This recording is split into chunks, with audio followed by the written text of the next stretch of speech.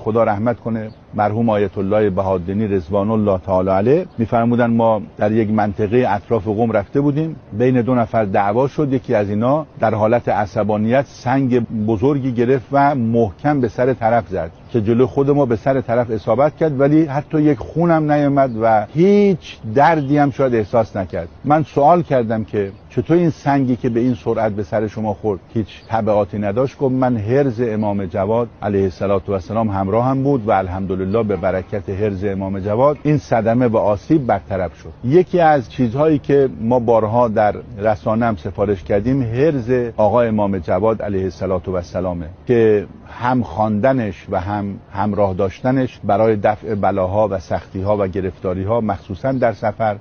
یا خواندن حرز امام جواد، همراه داشتن مکتوب